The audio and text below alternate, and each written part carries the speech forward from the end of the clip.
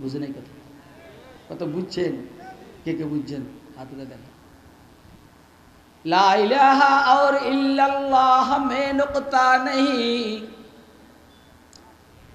ला इलाहा और इल्लल्लाह में नुक्ता नहीं, देखिए क्या रमज़ है कुदरत के इस पैगाम में, देखिए क्या रमज़ है कुदरत के इस पैगाम में। লা ইলাহা ইল্লাল্লাহর মধ্যে নক্তা নাই। দেখো তো আল্লাহ পাকের এই কথাটার মধ্যে কি রহস্য আছে। তো রহস্যটা বলতে আছে, आब इज़ाफ़ा गैर मुमकिन है मोहम्मद की कसम,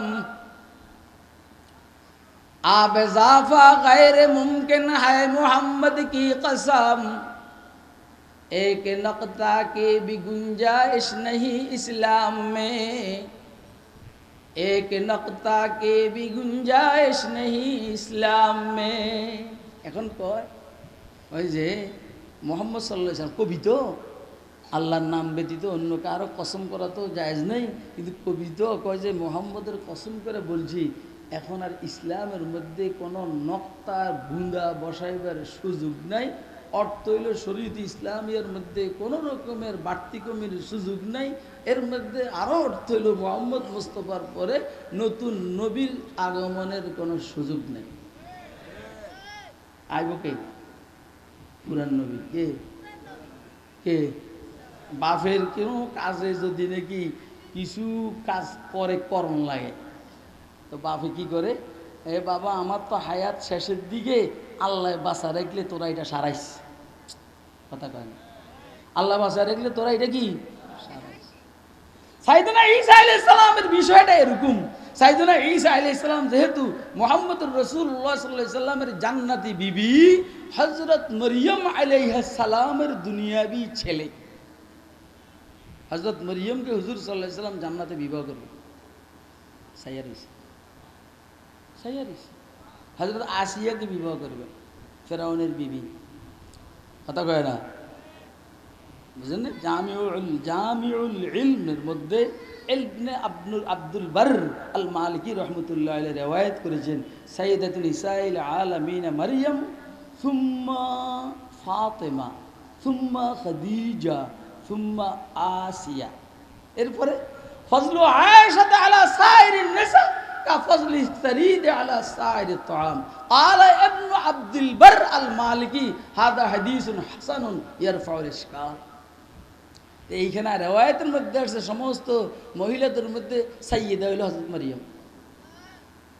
তো হযরত মরিয়ম হুজুর সাল্লাল্লাহু আলাইহি সাল্লামের জান্নাতি বিবি, হুজুর বিবাহ করবেন রিওয়ায়াতে আছে।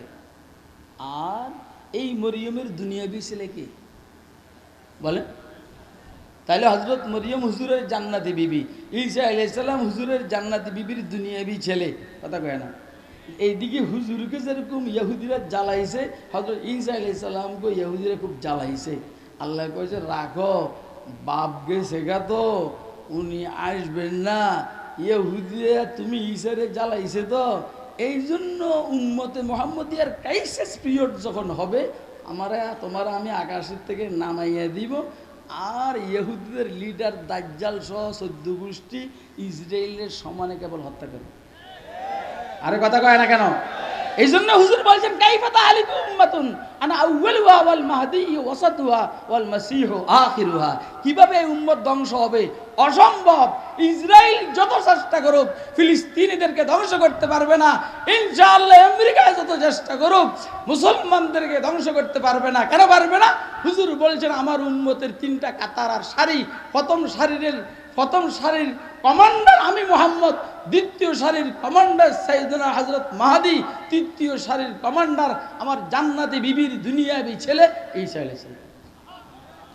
আমার উম্মতকে কেউ ধ্বংস করতে পারবে ইনশাআল্লাহ। ভারতও যত চেষ্টা করুক উম্মতে মুহাম্মদিয়াকে ধ্বংস করতে পারবে, এবং যত চেষ্টা করুক আমাদের বন্ধু রাষ্ট্র এরা ভারতের থেকে মুসলমানদেরকে বিতাড়িত করে অন্যদিকে পাঠাবে, সম্ভব নয়। কারণ আমরা রিওয়ায়াতের মধ্যে পড়ছি, হুজুর বলছেন ইসাবাতান মিন উম্মতি আহরাদাহুম আল্লাহু মিনান নার, ইসাবাতুন তাকজুল হিন্দা ওয়া ইসাবাতুন তাকুনু মা ঈসা ইবনে মারইয়াম আলাইহিস সালাম। দুই গ্রুপকে আল্লাহ জাহান্নামের থেকে হেফাজত করবেন। এক গ্রুপ হলো যারা হিন্দুস্তানের বিরুদ্ধে লড়াই করবে, আরেক গ্রুপ হলো যারা হযরত ঈসা আলাইহিস সালামের সাথে থাকবে। হিন্দুস্তানের সাথে লড়াই কে বা কারা করবে এটা বইলা আপনাদের বিরক্তির কারণ হতে চাই না।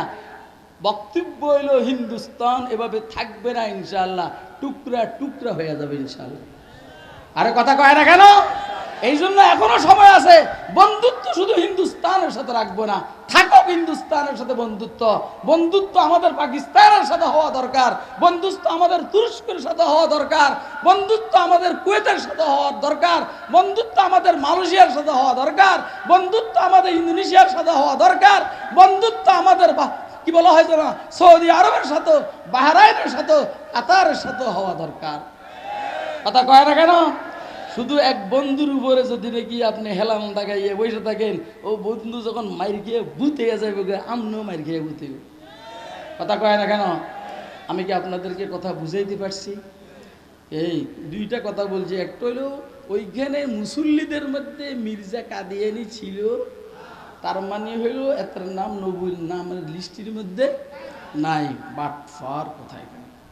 আরেক কারণ হইল নামের মধ্যে নক্তা আছে সব পয়গম্বরের, কিন্তু হুজুরের নামের মধ্যে কি নাই। তার মানে হুজুরের উপরে কোনো নতুন নবী চলিবে। এরপরের কথা হইল এই প্রোগ্রামটা সারা প্রতি বছর অন্তত একবার হোক, এটাকে আপনারা চাননি? কে কে চান হাত তুলে দেখেন। যাদের মাধ্যমে যাদের কারণে এই প্রোগ্রামটা সাকসেস হলো, আল্লাহ তাদেরকেও জাযায়ে খায়ের দান করুক। অর্থাৎ আমি বলতেছি আমাদের এমপি সাহেবের কথা আর গোলাম কবির ভাইয়ের কথা বলতেছি। আমার আজিজ মাওলানা সুলতান ওয়াইজিন খালিদ সাইফুল্লাহ ইবি কথা বলবে এখন। এরপরে আমার ব্যয় হজরত মাওলানা জুনায়েদ আল হাবিব সাহেব কথা বলবেন, আছে আইসা গেছে আলহামদুলিল্লাহ। এর আগে খালিদ সাইফুল্লাহ ইবির আগে এই গোলাম কবির ভাই, হ্যাঁ না, একটু কথা বলবে, আপনাদের থেকে দোয়া নিবে। দোয়া কথাবার্তা আমার মনে কষ্ট গেলে আল্লাহর রাস্তায় মাফ করে দিবেন। আর